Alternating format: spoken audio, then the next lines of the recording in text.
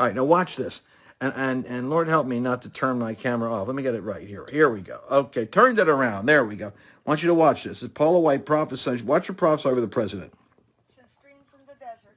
Malachi 4:2 says, Jesus, arise over the nation with healing in your wings.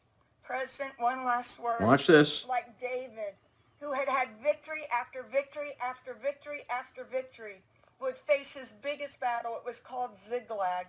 And they would take his wives and his children, and the city would be burned down. And he cried and he wept, and he began to pray out to God, and God gave him a word.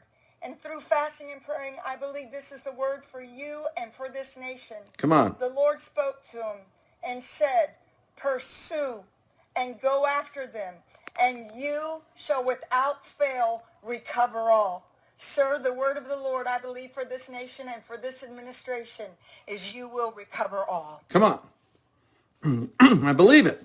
He was so moved by that. Watch. Thank you. He can't go on. Next is Chaplain. That was a fascinating, and if you could have seen his response, because another camera setting had him standing here while she was prophesying, you could see his reaction. I'll have to get that one for you. Just so moving. But I just want to show you something else. It's so beautiful. One of the things that we got a guy praying, and I love prayer that's right from the heart. This guy here, his name is Mario Salerno, and Donald Trump watches TV. He watches media. It's kind of funny what he does. And so he was watching him on television in some interview, and he says this guy he didn't during the coronavirus he let his 200 tenants not have to pay, because he wanted to do something for the humanity of people, and his faith has to sometimes do something. And so he's a real kind of, you could tell, an authentic Brooklyn business guy. And I just want you to watch him, because I was so touched by his prayer, and the president was too. So here we go. Thank you very much, There Mr. we go. President. I'm honored. On this special day of prayer, I have nothing written. I just want to thank the good Lord. Every morning when I wake up, 3:30 in the morning, get ready, put my feet, I pray. And I ask the good Lord, please conquer this vicious virus. He's making us all stumble. And besides me praying to the good Lord, I pray for our dear president. And I tell God, please give him the strength and the power, because he's not only our leader of the great United States, the whole world is following this gentleman. And I can't say anything else, but let's please pray for this wonderful man. Faith before fear. And Mr. President, I'm honored to be here, and I pray for you every day.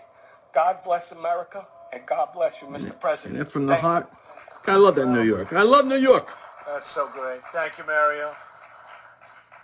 That's really nice. I appreciate it. And by the way, I love your tie, but I love your words even more. Thank you very much. We're going to pray for this president. We're going to turn, and I'm praying that the veil is going to begin to come off. We're going to start to see, there'll be such a backlash against the blue state politics, the weaponizing of this virus for the purpose of politics. The economy is being destroyed. The economy is being destroyed. And some states don't care, because as far as they're concerned, a destroyed economy, well, that's what socialism is, a dependence upon the state. They're not too quick to want to solve that problem. It puts them in power. And it puts them in power. Remember, they get a paycheck by being the government. That's what happens. As soon as you hit a 50% tipping point with people on support from the government, you never go back into freedom.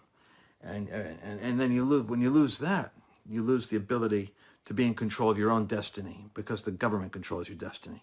So we're not going to see that happen. I don't believe God put Donald Trump in office for one term and then let this happen and not have us come out. But I'll tell you, you talk about a cliffhanger. The Lord is still dealing with us, because I believe the word of Haggai that says the reason why this is happening is because we were not building his house. And to this day, Christians aren't building his house.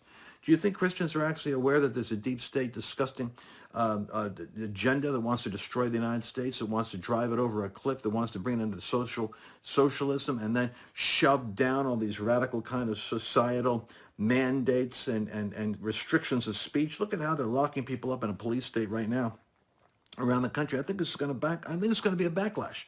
I think it's going to be a backlash, because the people are starting to think, and they're starting to say, what is this? Americans don't like the police state idea. And I don't think they're going to go along with this for very much longer. And there's going to be a shifting